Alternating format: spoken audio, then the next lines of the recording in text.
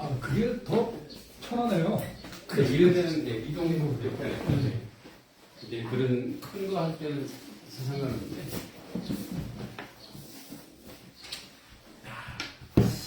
오늘 야외 수업 좋습니다. 네. 자, 오늘은 그 감정인문학입니다. 오늘 이거 하려고 그랬나? 내가 아침에 운동하면서 감정을 노출하는 일이 하나 있었는데. 누가 헛발질을 했나 보죠? 네, 누가 이렇게 제가 제꼈는데 그냥 뒤에 발을 이렇게 걸어버렸어요. 그래서 그 의도가 보이더라고요. 그러니까 이제 제가 화가 나더라고요. 이게 서로 운동하러 와서 이렇게 일부러 다치게 하려고 하는 그런 모습이 있어갖고, 예, 제가 막 뭐라 그랬지. 내가 운동에도 인격이 있다고 막. 그래서 죄송한데, 아유, 좀 그러네요. 자, 여러분 이제 우리는 인간은 뭐 아무리 이성적해도 우리 그런 얘기 하잖아요. 난 되게 이성적이야. 그래서 그런 사람은 더 감정적이에요 보면. 왜냐면 감정이 없는 이성은 없거든요. 다 우리가 이성이다 논리다도 하는 것도 그 안에 감정이 깔려있기 때문에 이해하고 이성적이라고 얘기하지. 모두가 이제 그런 그 감정의 동물인데, 여러분 혹시 최근에 내가 자주 나한테 이제 올라오는 뭐 분노도 있고 그죠? 또 뭐 자꾸 웃는다라든지, 예. 감정이 여러 가지가 있죠. 희노애락이 있잖아요. 원래 이제 희노애락 5요까지 이렇게 얘기하는데, 희노애락 중에 요즘에 내가 자주 이렇게 좀 표현되고 있는 감정이 어떤 건지 한번 또 나눠보면 좋을 것 같습니다. 네, 이렇게 나가시죠. 여러 시간에 어떤 감정이 좀 이번에 계속 최근에 많이 드시는지. 글쎄요, 좀 생각 좀 하고 제가 조금 이따 말씀드릴게요. 글자들을 좀 내가 핸드폰에서 보면서 느낀 게 그렇게 감정이 이게 없는 것 같아요. 여기 보면 무기력은 아닌 것 같은데, 무기력은 아닌 것 같은데, 왜냐면 뭔가 이렇게 액티브하게 움직여야지 뭔가 그런 것도 느낄 텐데, 가만히 집에 있으니까 뭐 이렇게 감정 기복이 대화하는 사람도 부인밖에 없고, 뭐 한 달에 한 번이나 두 번 애들 손주애들은 그런 거 외에는 없으니까. 둘이서 뭐 감정 기복을 한다는 건 싸우는 일밖에 없을 테고. 이게 없애려서, 야, 이게 너무 내가 무기력하게 사는 거 아닌가? 안정이다, 안정. 그건 안정이라고 볼 수는 없을 것 같아요. 그래요? 네. 내 스스로를 뭐 억제하고 이래서 하는 게 아니고, 근데 하나 흥분되고 화나는 건 있어요. 야구 볼 때. 내가 하는 팀이 치고 그러면 승리하고 되게 가려고 하고. 그렇구나. 승부욕이 좀 있으시네요. 저는 한일전 빼고는 별로 승부욕 없어요. 그것도 왜 우리가 한일전에 대해서 그렇게 그 목매다라는지 난 그게 좀 이해가 안 돼요. 우리 이제 36년 그것 때문에 그렇다고 했는데, 저는 그 전공을 그 사학과거든요. 역사를 했어요. 이 역사가 다 지배당하고 지배하고 그런 건데, 그 36년 때문에 지금 60, 70년이 지난 지금에 와서도 한일전 하면 뭐 세상 없어도 이겨야 된다. 그때 그런 감정 소모를 할 필요가 있을까? 재밌잖아요. 네? 재밌잖아요. 그럼 뭐 이북하고 요새 그 북한 그 여자 축구 선수들 왔을 때 거기 뭐 어떻게 해야 되고 그래? 우리 같은 동포니까. 다 감싸줘야 그래, 돼요. 이겨. 일본 애들보다 걔들이 우리를 더 많이 죽이고 더 피해를 끼친 게 이북인데 사실은 어떻게 보면. 저는 문학을 했잖아요. 문학을 할 때에 대부분의 시나 뭐 소설이 우리나라 주류가 저항이에요. 저항 문학이에요. 일제에 대해서 교과서가 이제 그런 거 실려 있으니까. 그러니까 이제 그리고 이제 그런 시를 보면 시는 비유지만 그 시의 역사를 쭉 보면 예를 들어서 이제 김동환의 국경의 박 이건 되게 서사시거든요. 시가 이제 스토리가 있어요. 시 안에 이야기가 있는데 그 어떤 얘기가 나오냐면 이 일제를 피해서 아기를 얻고 압록강을 건너요. 근데 건너다가 물에 빠져 죽는 거예요. 그대로. 근데 그게 그대로 얼은 거예요. 그러니까 그 얼은 모습을 그대로 보는 거예요. 사람들이. 근데 또 거기 압록강 건너서 만주가 살아도 속된 말 떼놈들이죠. 거기서도 또 핍박받는 거예요. 그러니까 나라 없는 서름이 이렇게 크구나라는 것을 그러니까 나는 현대에 살고 있음에도 문학을 하던 감정이입이 되잖아요. 이 쳐죽일 놈들. 근데 지금도 회개하지 않아? 지금도 반성이 없네? 그러니까 이제 모르겠어요. 이제 그게 굉장히 이제 그 현장감에서 그런 걸 보다 보니까, 물론 이제 역사학을 하셔서 객관화시키고 이런 것도 있지만, 또 이렇게 막 그런 주관적인 내용들을 보다 보니까 좀 그런 게 좀 저는 있더라고요. 되게 안정적인 것 같아요. 간조가 뛰어나신 것 같아요. 관조라는 모르겠어요. 저는 이거 말고의 그 가족에 관련된 그거에 그 책을 뭐 이렇게 인터넷으로 봤는데 그 어렸을 때 그 자라온 그 가정 환경이나 이런 게 결국은 뭐 지금도 그 영향을 맞아, 평생 다 받아요. 받죠. 저 같은 경우는 그 아버지 어머니가 늦게 봤어요. 제가 43세, 42에 봤어요. 그때는 50년도에. 42살이면. 네. 제 제일 큰 형님은 32년생이니까 나하고 19살 차이 나는 거예요. 그래서 형, 누나, 형 했는데 제 마지막 형이 다 10살 차이가 나니까. 그만 어렸을 때는 야, 너 지금 주소 왔나? 너무나 차이가 나니까 주소 왔나? 또 동네 사람 그러잖아. 너 회다리 밑에서 주워 왔다. 동네 그 어른들이. 근데 그래서 뭐랄까 형제들 간에 싸우거나 이런 거 없이 그냥 어떤 사랑만 우리 귀여움만 받고 어머니 아버지도 그렇고 맨 위에 형들 싸움의 대상이 아니잖아요. 그렇죠, 그렇죠. 그런 데서 커서 그런지 그게 치열하게 경쟁을 한다든지 싸운다든지 그런 거 없이 자라서 그런지 몰라도 감사하죠. 아주 순탄하게 여태까지 70몇 년을 살아왔으니까. 저도 감정을 느낀 게 거의 없는 것 같아요. 최근 한 20년 동안에 서운한 건 좀 있을지 몰라도 감정을 느끼고 그렇게 그걸 내가 대처한다든가 한 적이 이 기억이 별로 없는 것 같아요. 근데 이제 같이 수업하면서 제가 안 게 하나 있어요.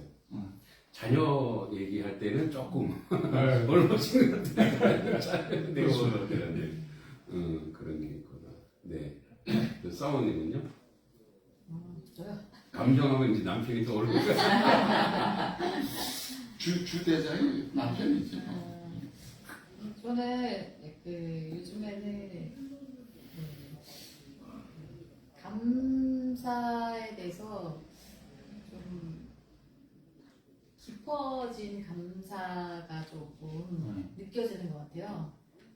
예전에는 그냥 감사하게 좀 환경이나 상황이 안 좋을 때 그냥 무조건 감사하자. 그래서 이제 이렇게 감사한 일들을 소소한 일들을 이제 3가지씩 이렇게 적어본 적도 있는데 요즘에는 그냥 이렇게 큰 이렇게 일이 엄청난 일이 일어나고 그런 거 아닌데도 그냥 이렇게 자연이 변하는 것도 감사하고 그냥 자녀들이 그냥 함께 지금 있는 것도 감사하고 남편이 이렇게 말씀을 잘 안 들을 때도 있지만 그것도 감사하고 잘못해서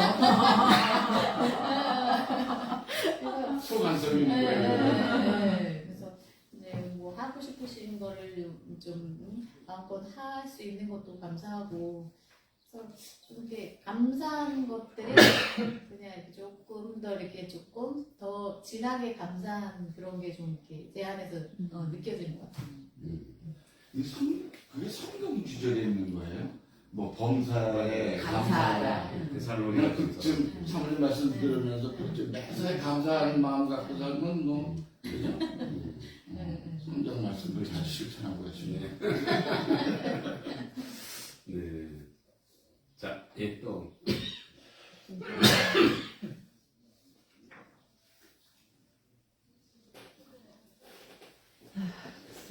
감정. 감정도 나이 먹다 보니까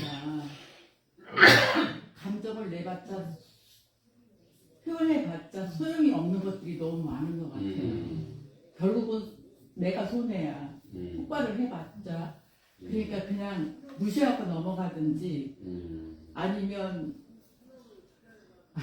그러려니 그 사람은 그런가 보다 이렇게 하고 넘어가든지 이렇게 나이가 먹다 보니까 거기에 대해서 이렇게 동요가 되거나 쉽게는 안 되는 것 같아요. 왜 그러냐면 결국이 뻔하잖아요. 그렇죠. 나한테도 네, 결국은. 그래서 이제 나이가 먹서 그러는지 그냥 그런가 보다 이렇게 이해하고 넘어가게 되고 어쨌든 내 현실을 이제 나이가 있으니까 마음의 여유를 가지고 살아야 되겠다. 이제 뭐 뭘 바라는 게 뭐 있어요 이제. 그냥 건강하게 하루하루를 사모님 말씀 따라 감사하면서 사는 게 최고지. 아무리 불안해봤자 또 뭐 감정을 표현해봤자 저번에는 아니 저뿐 아니라 저 친구들도 다 똑같아 하는 말이. 아 우리 딸이 이런 말을 했어. 너무 서운해. 막 이런 말을 하는데. 안녕하세요. 브레드는 갖고 오셔야 됩니다. 아, 제가 가지고 네. 즐거운 시간 되세요. 자, 그럼 배달하겠습니다. 자, 이거 앞뒤 수선 앞뒤입니다. 앞도 이거는 제일 궁금한. 자몽 원장님이시나요? 네. 자몽을 이게 저는 다 뜯는 거네? 뜨아제요. 아, 이건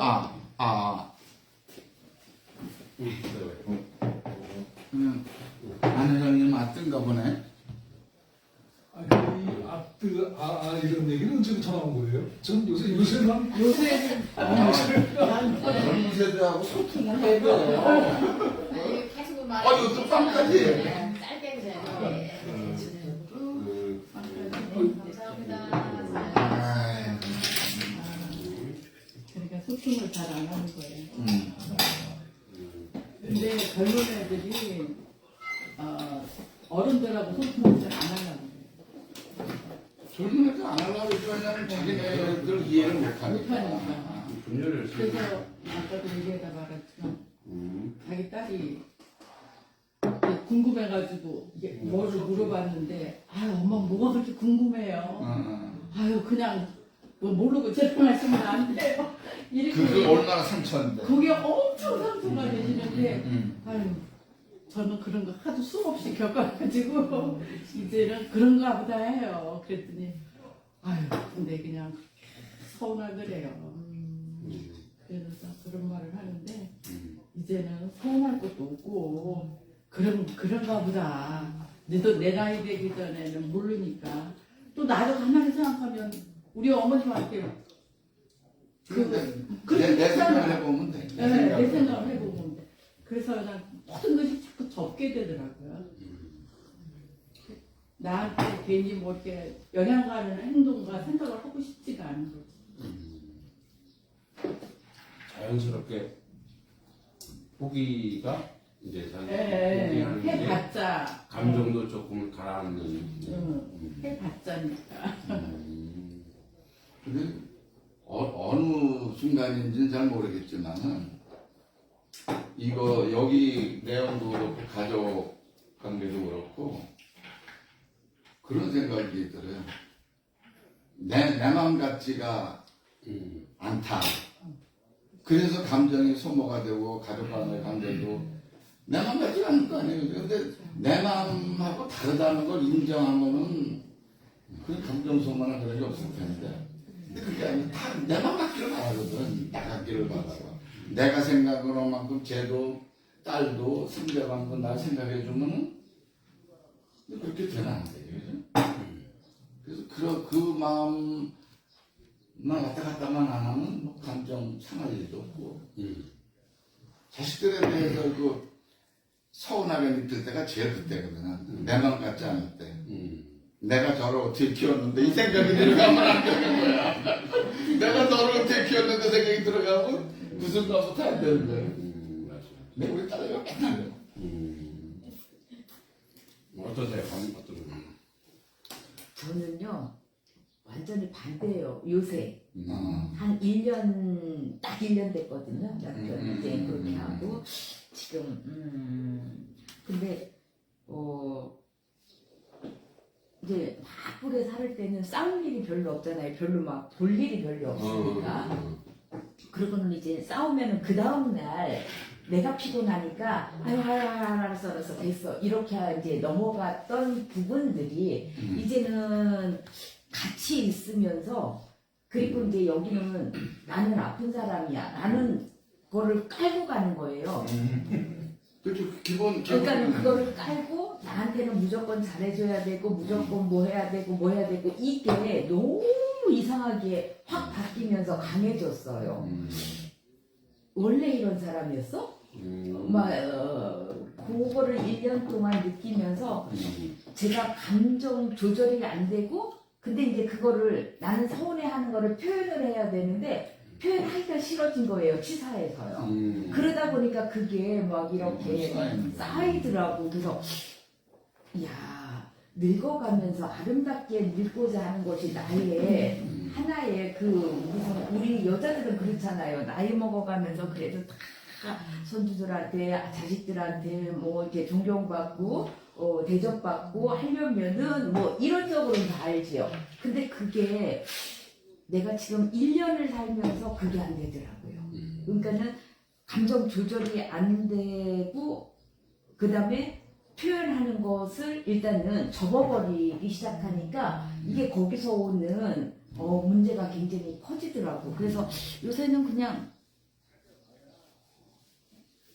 이게 확 오면 그냥 입을 닫아버리고 나 나름대로 이제 뭐 내가 할 수 있는 거에 집중하고 이러다 보니까 그건 아니잖아요. 왜 싸워야지 또 막 풀어진다든지 뭐 이렇게 되는데 일단은 그래. 처음에는 그랬어요. 아픈 사람하고 싸워봤자지 싸우지 말자라고 했는데 그게 오히려 안 좋았던 것 같아요. 그냥 차라리 부딪히면서 표현하면서 이런 감정 조절을 해갔더라면 하는 그 생각도 있는데 지금은 그냥 무관심해졌다고 할까요?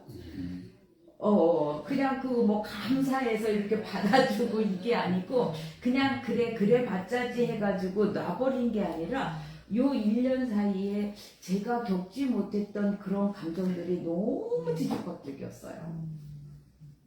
지금 어제도 이제 조금 다툼이 있었는데 그냥 제가 입을 닫으면서 저는 더 잘해줘요.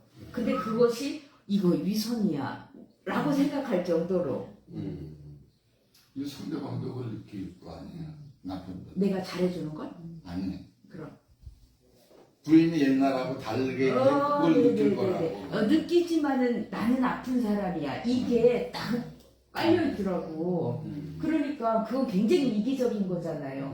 그 아픈 사람을 그러면은 케어하는 사람은 더 힘들거든요. 근데 그 힘듦을 그러게 느낄까? 아픈 사람이니까 좀 배려를 좀 해줘야 되는 거 아닌가?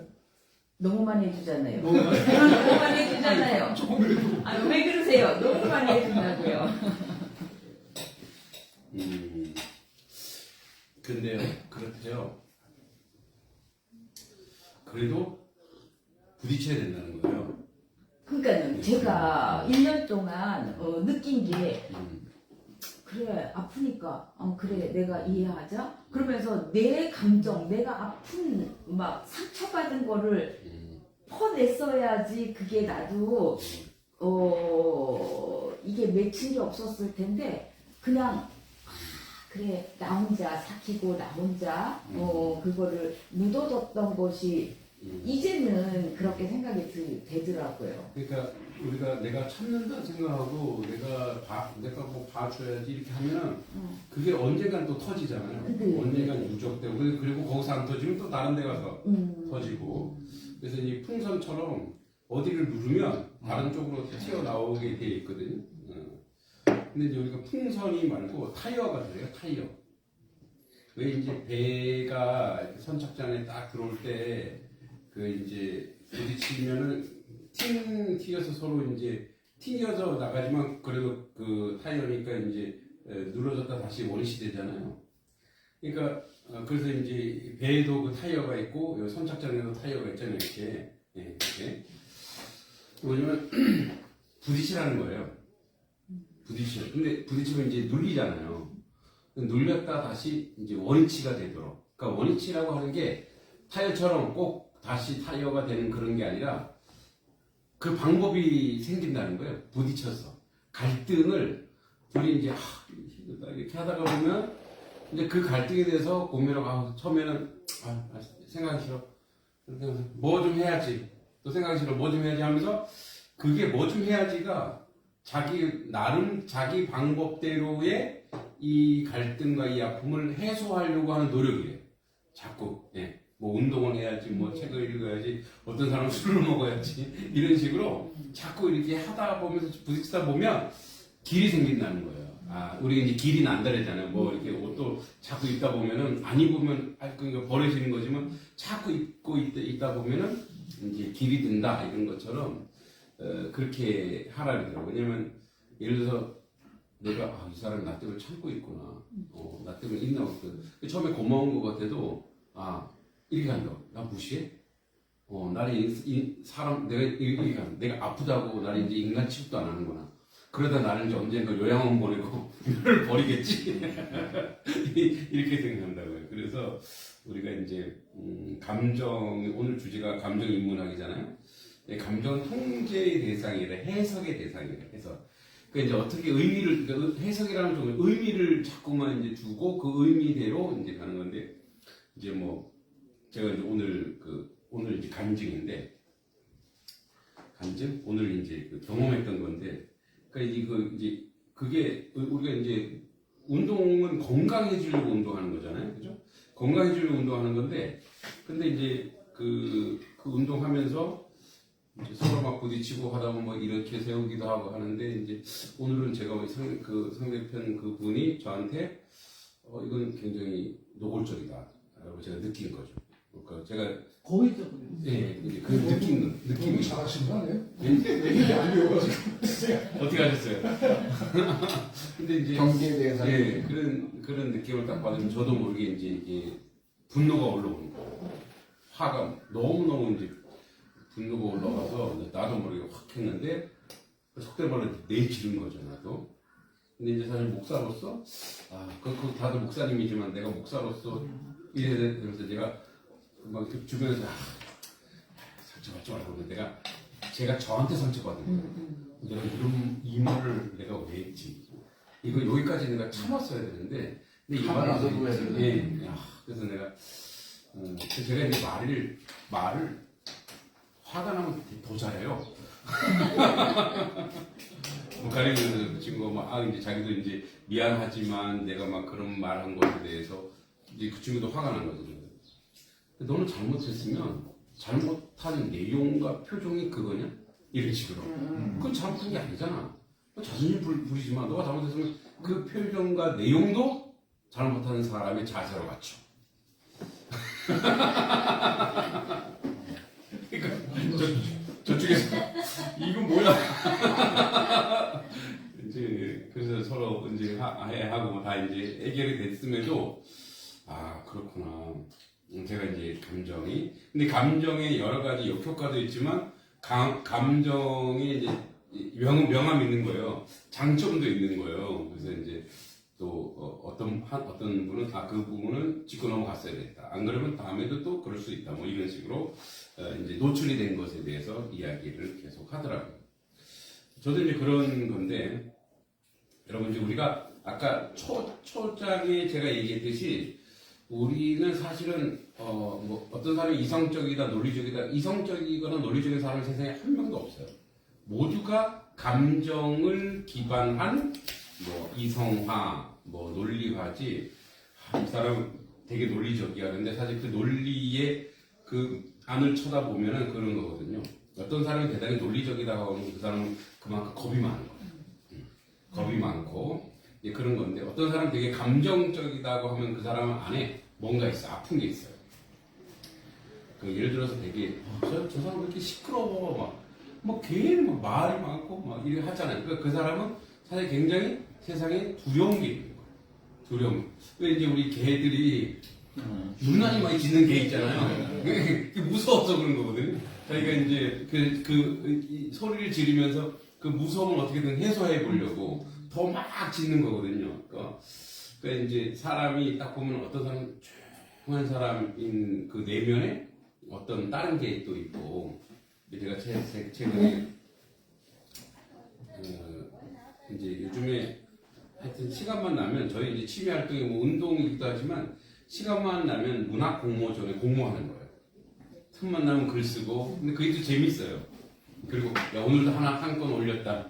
아 이거 600만 원짜리야. 뭐 이러면서. 네.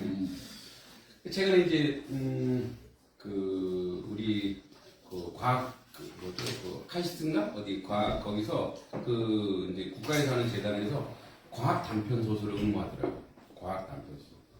그래서 저는 양자역학에 좀 관심이 있어서 그 양자역학을 기반으로 해서 이제 수업을 했었어요.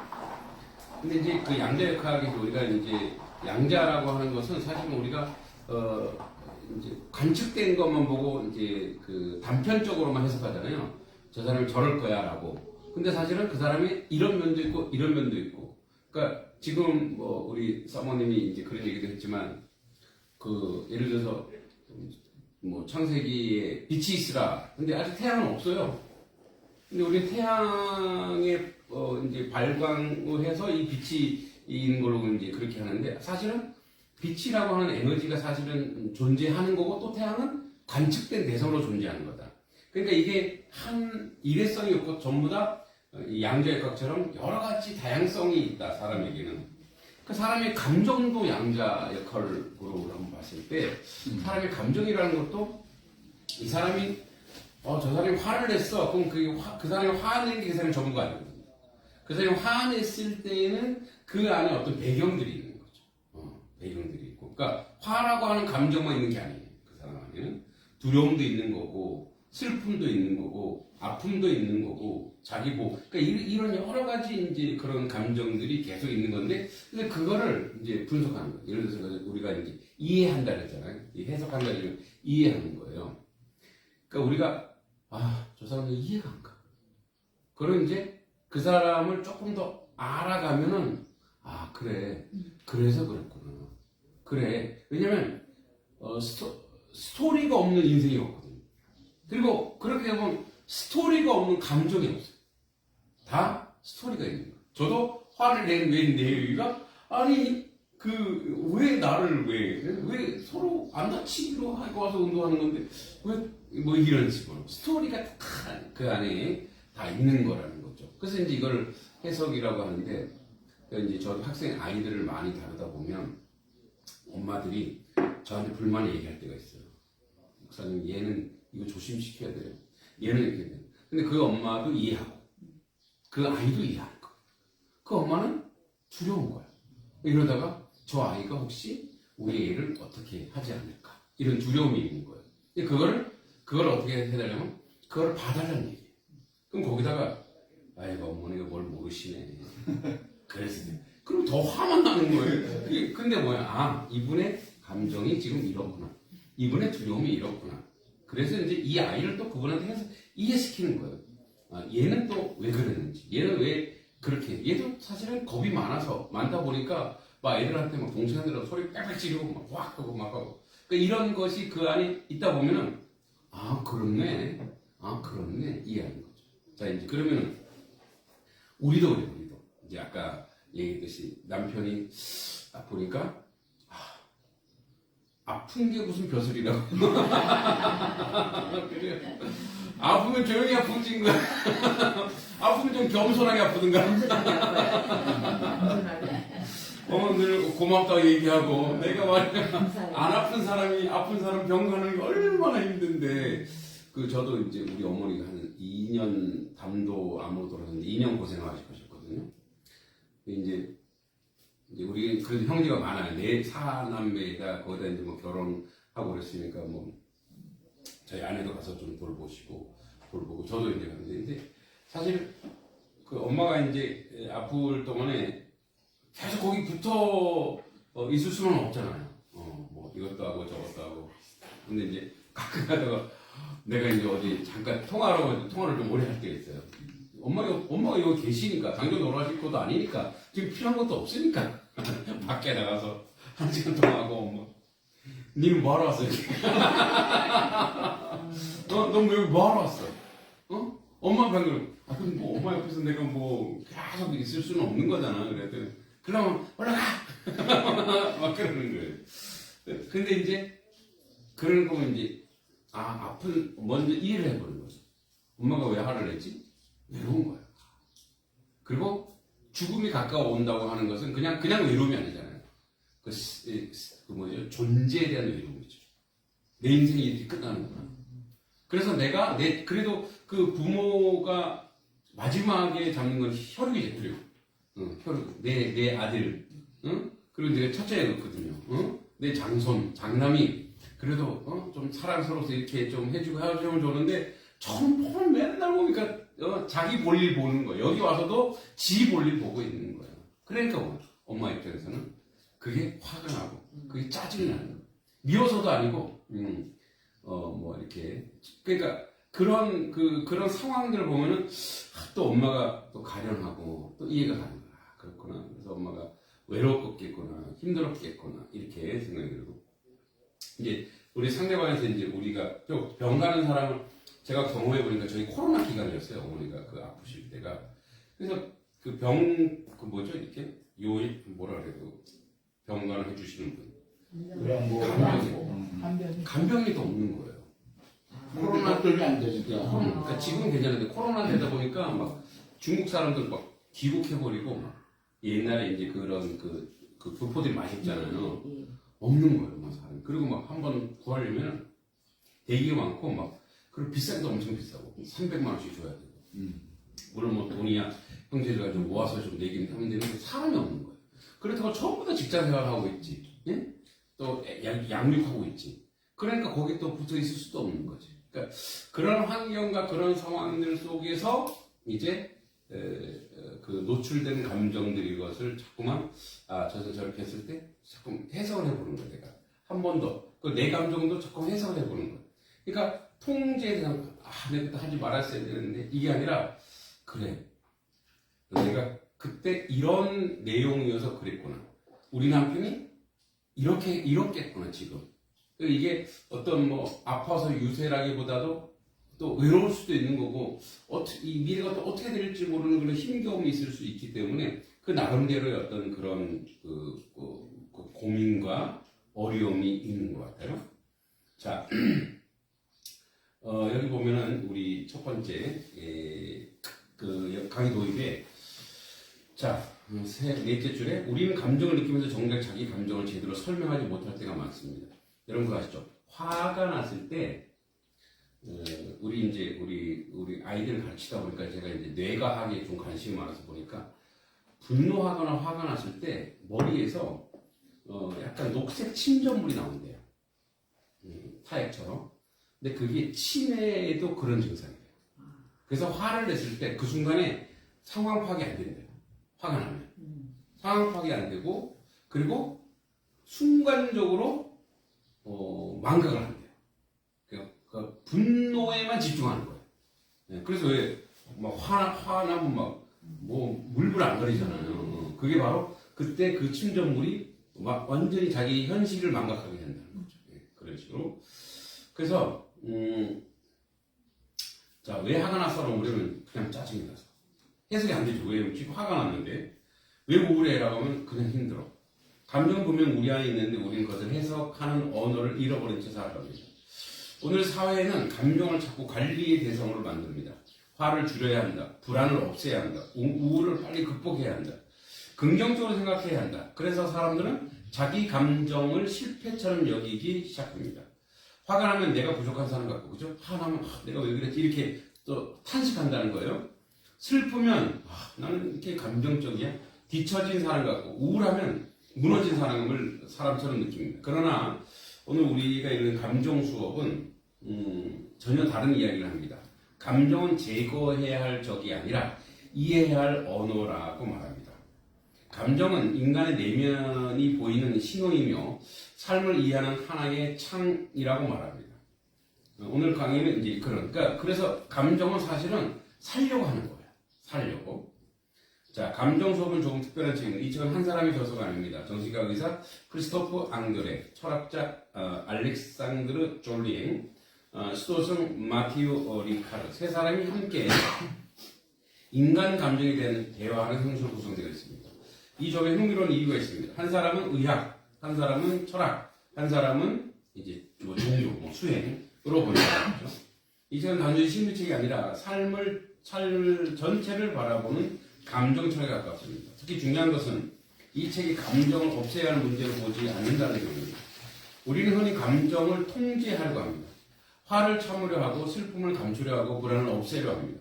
그러나 감정은 억압한다고 사라지지 않습니다. 오히려 해석되지 못한 감정은 더 깊은 상처가 되어 인간 안에 남습니다. 그러니까 내 감정을 이해를 못하면 그 감정에 대해서 자학을 하거나 그 후회를 하거나 그리고 또 그게 또 오죠. 그럼 또 오면은 뭐예요? 또 후회하고 그러면서 나는 이런 사람이 하고 자기를 아예 판단을 내어려 버린다는 거죠. 감정은 인간 존재 중심입니다. 우리는 이성으로만 살아가는 존재가 아닙니다. 사람은 논리적으로 결정한다고 생각하지만 실제로 감정이 먼저 움직이고 이성이 뒤따르는 경우가 많습니다. 자, 예를 들어 누군가 한마디에 하루 종일 기분이 무너진 적이 있습니까? 반대로 아주 작은 위로를 한마디 때문에 다시 살아갈 힘을 얻은 적이 없습니까? 인간은 생각보다 감정의 영향을 깊게 받는 존재입니다. 그런데 현대사회는 감정보다 기능을 더 중요시 여깁니다. 효율적으로 일해라. 감정적으로 굴지 마라. 프로답게 행동하라. 결국 사람은 자기 감정을 오래 숨긴 채 살아갑니다. 그러나 감정은 사라지지 않습니다. 감정은 눌릴수록 다른 모습으로 나타납니다. 그저 풍선처럼 또 다른 쪽에서 됩니다.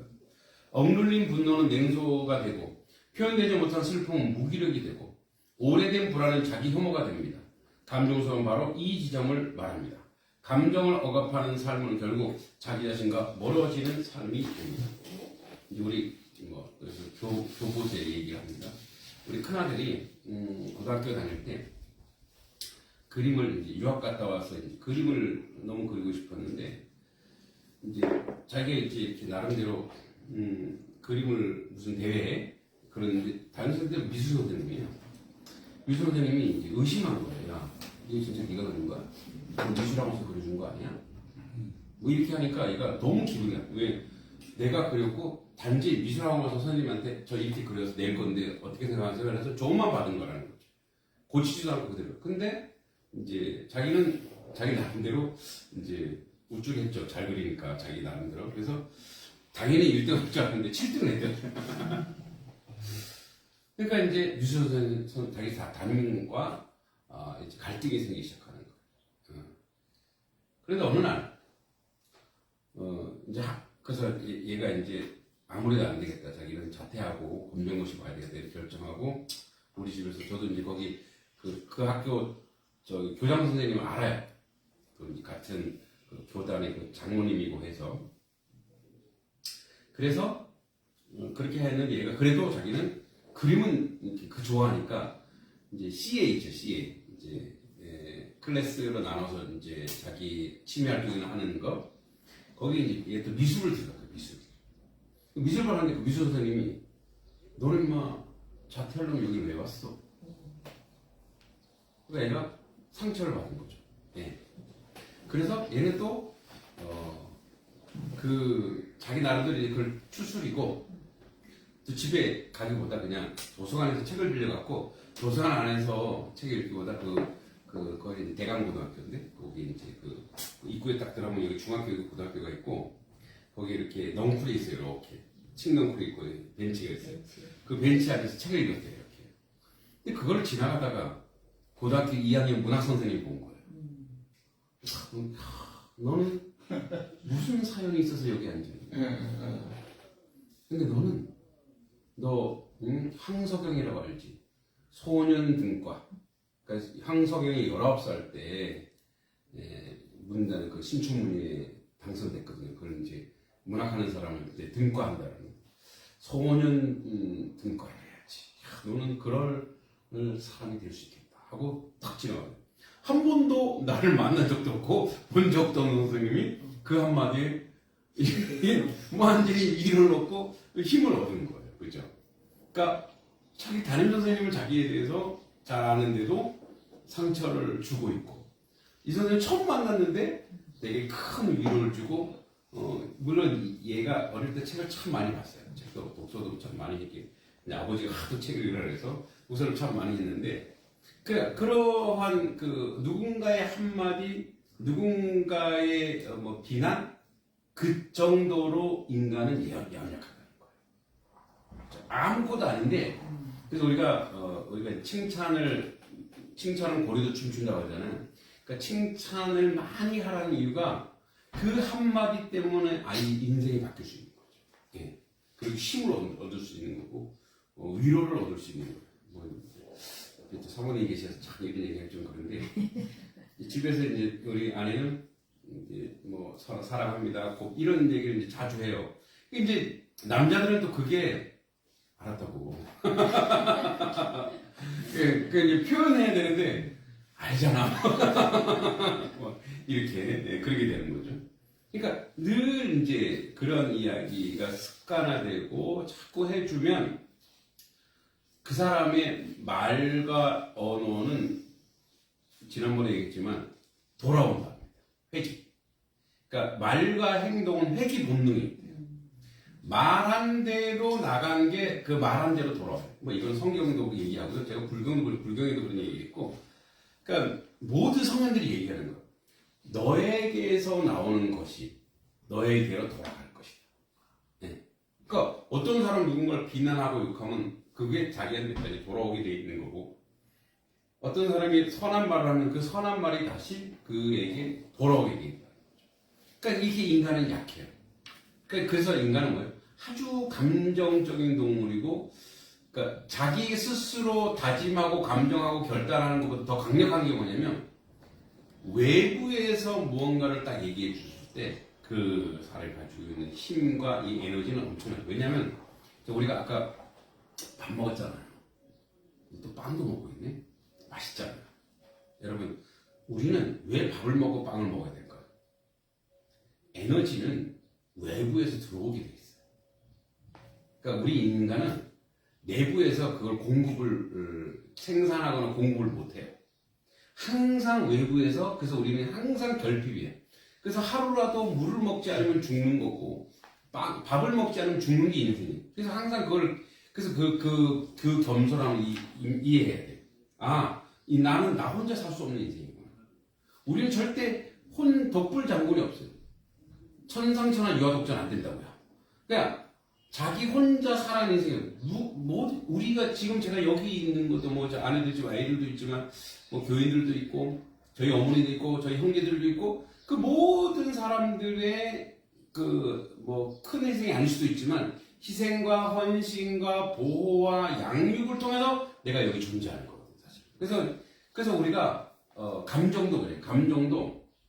감정적으로 그 어떤 힘을 얻으면 내가 스스로 잘해야지 열심히 한 이거보다 2배, 3배, 10배라고 나온다.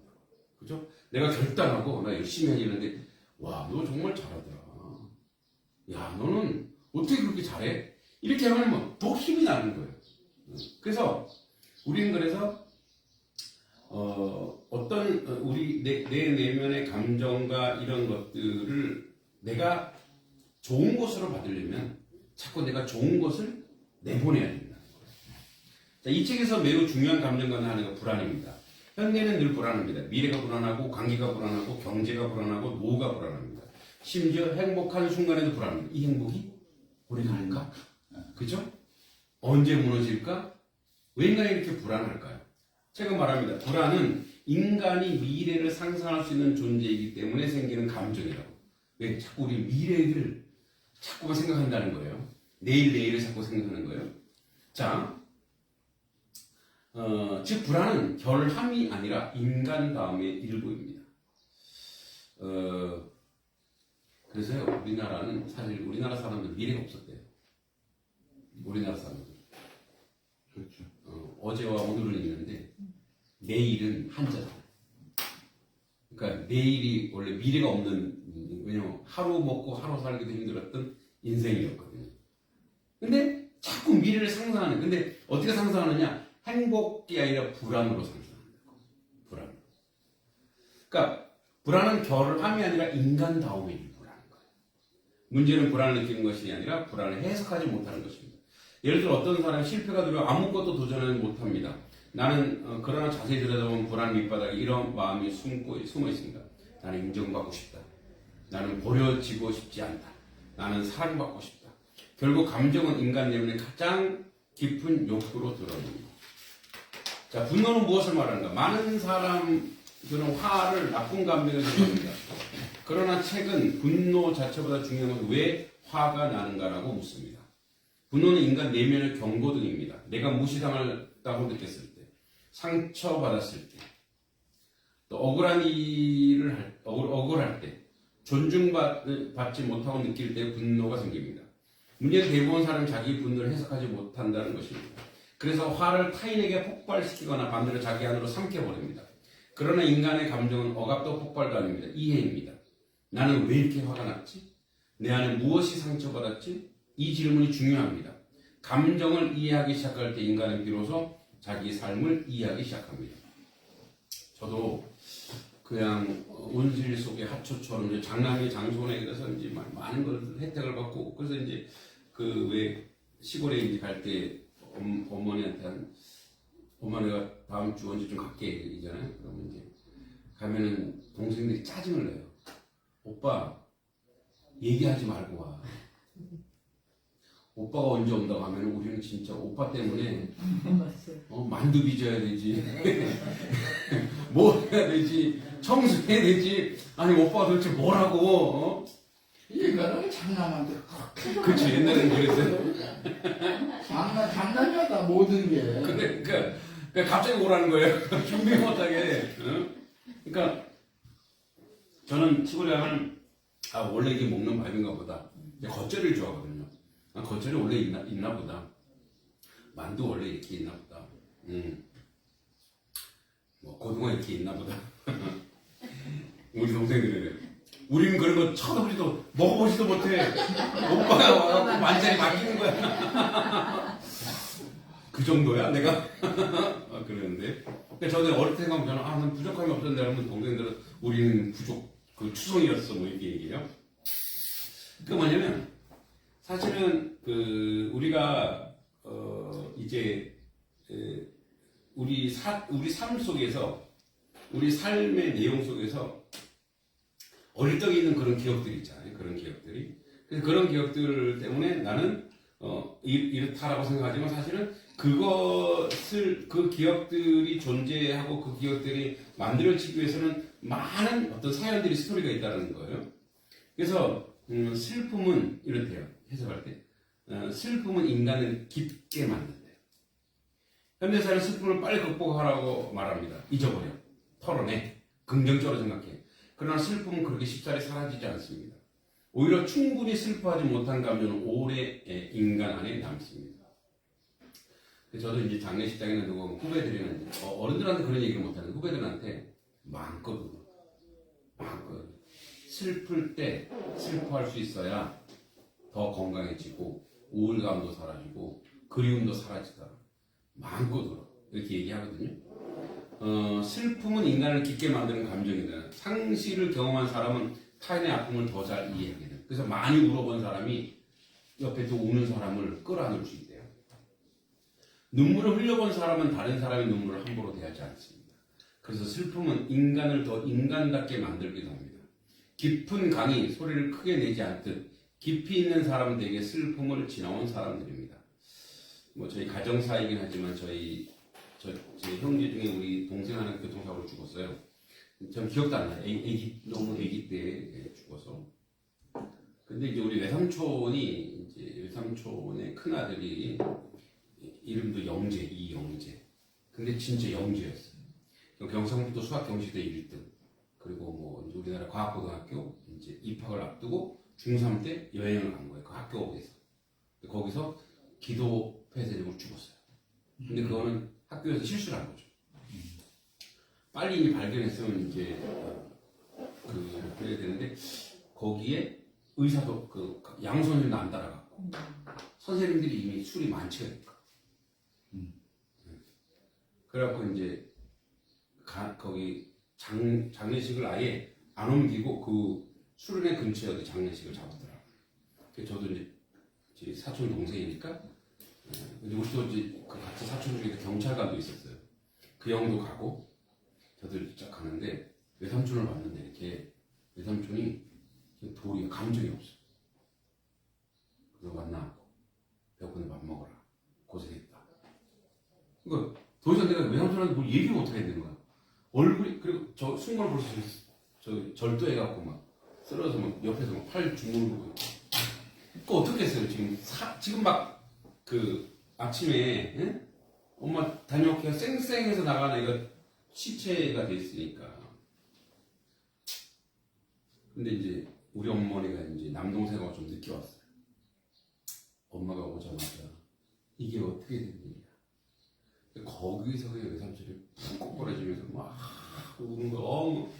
이제 물론 큰 누나이기도 하죠 우리 엄마가. 누나 하고 나 어떻게 살아가면서 막 그 오열을 하는데 그러니까 이제 외삼촌이 아는 거야. 우리 엄마도 자식을 잃은 거야. 자기도 자식을 잃은. 그 자식 잃었다고 하는 감정이 어떤 건지를 서로 아는 거죠. 그래서 우리는 슬픔이 올 때 그걸 충분히 흘러내야 다른 사람을 끌어안을 수 있고 품을 수 있죠. 결국 감정은 삶의 언어입니다. 불안은 나는 안전하고 싶다. 이런 식으로 있고 외로움은 누군가 함께하고 싶다. 그 다음에 분노는 나는 존중받고 싶다는 식입니다. 감정을 억누르기만 하면 자기 삶도 이해할 수 없습니다. 그래서 우리는 자기 감정을 부끄러워하지 말아야 합니다. 슬픈 날에는 슬픔을 느껴야 되고 지친 날에는 지쳤다고 말할 수 있어야 합니다. 감정을 인정하는 것이 약함이 아니라 자기 자신을 정직하게 바라보고 이것이 용기이고 이것이 건강한 거죠. 현대는 왜 더 외로운가? 오늘날 이 시대는 연결이 넘칩니다. 메신저, SNS, 영상통화, 실시간 소통. 그러나 이상하게 사람들은 더 외롭습니다. 왜 그럴까요? 우리는 정보는 공유하지만 감정은 숨기기 때문에 사람들은 SNS 행복한 장면만 올립니다. 그래서 우리는 속을 필요 없어요. 그 사람이 행복한 것만 올리니까 좋은 것만 올리니까 그리고 맛있는 것만 올리죠. 맛있는 거 김치 이런 거 안 올리잖아요. 그죠? 네. 올리나? 김치? 웃는 얼굴, 성공한 모습, 여행 사진, 좋은 음식. 그러나 진짜 감정은 점점 숨깁니다. 그러다 보니 사람은 서로의 삶을 보면 더 오히려 비교하고 더 외로워집니다. 감정 수업은 말합니다. 진짜 치유는 감정을 숨기지 않을 때에 시작된다고. 누군가 내 감정을 판단하지 않고 들어줄 때 인간은 다시 살아갈 힘을 얻습니다. 감정을 해석한다는 것은 결국 자신을 이해하는 일입니다. 우리는 평생 자기 자신과 함께 살아갑니다. 근데 정작 자기 마음을 가장 늦게 이해합니다. 왜 자꾸 불안한지, 왜 자꾸 외로운지, 왜 사랑받고 싶으면서도 관계가 어려운지. 감정을 이해한다는 것은 결국 자기 삶의 역사를 읽는 일입니다. 그리고 자기 감정을 이해하기 시작할 때 인간은 타인의 감정도 함부로 판단하지 않게 됩니다. 그렇죠? 누군가가 슬픈 일을 당했으면 왜 자꾸 울어? 그 뚝뚝뚝 그거는 그 사람이 진짜 안 울어본 거예요. 그래서 어떻게 해요? 그래 마음껏 울어. 실컷 울어. 그렇게 그걸 이해해 주는 거죠. 그래서 감정인문학은 단순한 심리학이 아니라 인간을 이해하는 학문입니다. 감정은 우리를 괴롭히는 존재가 아닙니다. 우리를 도리어 건강하게 해요. 우리가 감정적이라고 하면 우리가 내가 건강해 있다라는 거죠. 감정은 인간의 내면을 보내는 편지입니다. 우리는 그 편지를 자꾸 찢어버리려고 합니다. 왜냐면 옛날에 사람들이 있잖아요. 뭐 자꾸 울고 막 웃고 막 해프다 그러고 운다 그러면 이 남 사내가 말이야. 근데 그거는 더 우리를 건강하지 못하게 한다는 거예요. 그러나 중요한 것은 없애는 것이 아니라 잃는 것입니다. 분노를 잃고 불안을 잃고 슬픔을 잃고 외로움을 잃을 때 우리는 비로소 자기 삶을 이해하게 됩니다. 그리고 자기 자신을 이해하는 사람만이 타인의 마음도 깊이 품을 수 있습니다. 감정은 제거해야 할 문제가 아니라 인간 존재를 이해하는 가장 깊은 언어입니다. 그래서 여러분들이 혹시 난 감정적이야, 나는 이래, 그런 것은 지금 내가 건강하구나, 그리고 지금 내가 그럼 사랑받고 싶구나, 지금 내가 누구와 만나고 싶구나, 누군가 내가 인정받고 싶구나, 이런 것들이죠. 예. 이렇게 수박 겉핥기지만 그것도 감정은 우리가 해석해야 된다, 이해해야 된다. 자, 다음 시간에 소비와 욕망입니다.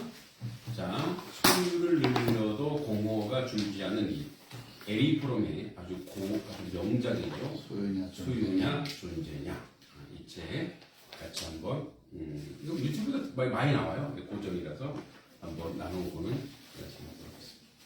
혹시 질문 있을까요?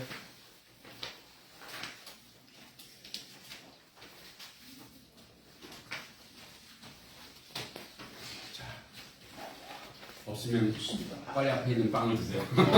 수고하셨습니다.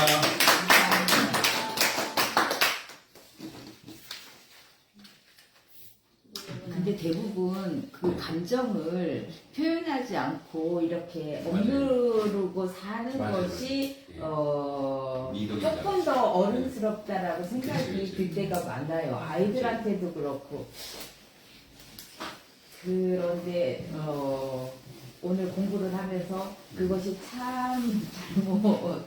근데 이제 감정을 표현할 수 있는데 감정을 표현할 때 아주 뭐랄까 멋스럽게 멋스럽게도 예, 표현을. 자연스럽게. 그거는 너무 억지 아니에요? 네. 화가 나면은 막 막 이 소리부터 하지 나잖아. 말라고 배웠지 사실. 그러니까 그리고 우리 이제 세대는 그렇게 배웠어요. 격해지잖아. 그러니까 이렇게 일상에서 이렇게 대화하듯이 자기 감정을 얘기하면 되는데 근데 그게 그게 익숙하지 않으니까 맞아요. 이제 화로 그러니까 이제 입을 자꾸 붙이게 다물어 버리게 되고 더 그런 것 같아요. 근데 우리가 그 다른 의미인지 어떤지 몰라도 토론과 논쟁을 우리가 이제 구분 못 하잖아요. 토론 자기 있는 그대로 얘기를 하고 저 사람 저런 생각을 하나 보다 받아들이고 이런 게 토론인데 우리는 토론보다는 이거 다 먹었어. 논쟁 문화야, 논쟁 문화. 자기하고 의견이 다르면 설득해서 내 의견에 동조시키려고 하는데 모르겠어요. 그래서 너는 맞아, 그 말도 일리가 있어 이러면 그 토론이 되는데 내 의견이 옳다만 왜 그렇게 생각을 하는 거야? 이러기 시작하면 내게 싸움이 되는 거야. 그럴 수도 있지 어떻게 생각하는 그러니까 난 하나 다 먹었으면 내가 생각해볼까? 비난과 비판을 구분을 못하는 거예요. 비판은 뭐냐면 비교 판단이거든요. 그래서 우리 국어에도 비판적 읽기가 있어요. 그러니까 비판적 읽기가 이거를 조롱하고 비하해서 읽는 것이 아니라 비교해보니까 이게 낫네. 비교해보니까 이게 낫네. 그래서 비교 판단해서 가장 좋은 것을 선택하는 것이 비교 판단. 그 다음에 개인주의와 이기주의도 이제 구분 못해요. 개인주의는 굉장히 좋은 거예요. 근데 우리 너 개인주의야 이렇게 얘기하잖아요. 그건 이기주의. 이기주의. 자기밖에 모르는 거예요. 그러니까 개인주의는 뭐냐면 개인이 존중받는 거예요. 한 사람 한 사람이 존중받는 사회. 예를 들어서 우리가 우리 너무 획일적이잖아요. 우리 예를 들어서 피자 먹자 그러면 저 치킨 먹고 싶은데 시끄러워. 피자 먹어. 이건 획일주의인데 그래? 그럼 너는 따로 피자 시켜줄게. 너 피자 먹어. 개인이 존중받는 사회가 개인주의거든요. 근데 이제 그거 우리 구분을 못하는 거예요.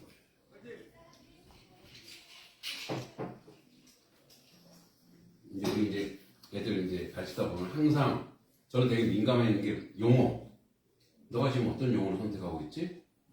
애들 목표와 목적을 구분을 못하는 거예요. 그래서 목표는 뭐야? 야, 그럼 목적이잖아. 아, 그 뭐가 달라요? 이거 참 어렵네.